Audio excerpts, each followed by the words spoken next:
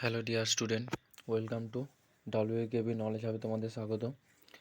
তো আজকে আমরা একটি গুরুত্বপূর্ণ বিষয় নিয়ে আলোচনা করে নেব। সেটি হলো তোমাদের যে কনস্টেবল পদের নিয়োগের ডাব্লিউবির তরফ থেকে যে কনস্টেবল পদের নিয়োগের যে হাইকোর্টের যে নির্দেশ দেওয়া হয়েছে সেটি নিয়ে আমরা আজকে আলোচনা করব। তো কেউ ভিডিওটি স্কিপ না করে সবাই দেখে নেবে যে তোমাদের হাইকোর্টের যে 60,000 পদের নিয়োগের যে নির্দেশাবলী দেওয়া হয়েছে সেই একটি ভিডিও আমরা দেখে নেব। তার সাথে কি কি বলা হয়েছে সেটিও আমরা এই ভিডিওর মাধ্যমে জেনে নেব। তো ভিডিওটি কেউ স্কিপ না করে সবাই মন দিয়ে দেখে নেবে।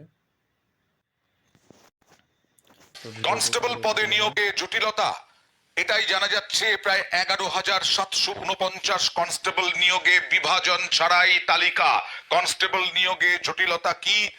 শূন্য পদে নম্বর বিভাজন ছাড়াই তালিকা। কথা বলবো প্রতিনিধি অর্ণবের সঙ্গে। অর্ণব, আবার নতুন করে কি জটিলতা? দেখো, এবার রাজ্যের কনস্টেবল অর্থাৎ 11,749 কনস্টেবল পদে শূন্য পদের নিয়োগে কলকাতা হাইকোর্টের একক বেঞ্চ এবং রাজ্যের মধ্যে একটা স্নায়ুর লড়াই শুরু হলো। কারণ এর আগে 3রা ফেব্রুয়ারি কলকাতা হাইকোর্টের বিচারপতি সৌগত ভট্টাচার্য নির্দেশ দেন যে 7 দিনের মধ্যে এই কনস্টেবল নিয়োগের নম্বর বিভাজন সহ তালিকা প্রকাশ করতে, পাশাপাশি ক্যাটাগরি ভিত্তিক অর্থাৎ এসসি, এসটি, ওবিসি, ওবিসিবি কিনা বা আদার্স সিভিক ভলেন্টিয়ার কিনা বা এই ধরনের যে ক্যাটাগরিটাও নির্দিষ্ট করে উল্লেখ করতে হবে 7 দিনের মধ্যে। রাজ্য সেই নির্দেশ পালন করিয়ে উল্টে ডিভিশন বেঞ্চে মামলা নিয়ে গিয়েছে।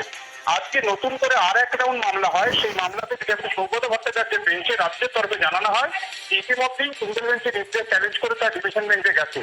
বিচারপতি সৌগত ভট্টাচার্য রাজ্যের কাছে জানতে চান নম্বর বিভাজন সহ তালিকার প্রকাশ কি রাজ্য করেছে কি করেনি।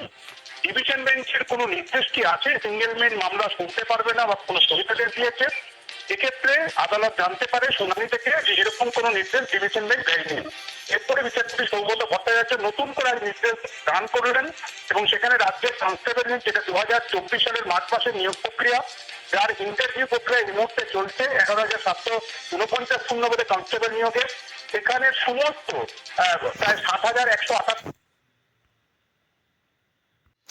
ভিডিওটির মাধ্যমে তোমরা অবশ্যই দেখে নিলে যে তোমাদের কনস্টেবল পদে নিয়োগের যে কি হতে চলেছে তার বিষয়ে আমরা যে ভিডিওটি দেখালাম। সবাইকে, যদি তোমাদের ভিডিওটি ভালো লেগে থাকে অবশ্যই সবাইকে, তোমাদের যারা ক্যান্ডিডেট আছে সবাইকে শেয়ার করে দেওয়ার চেষ্টা করবে।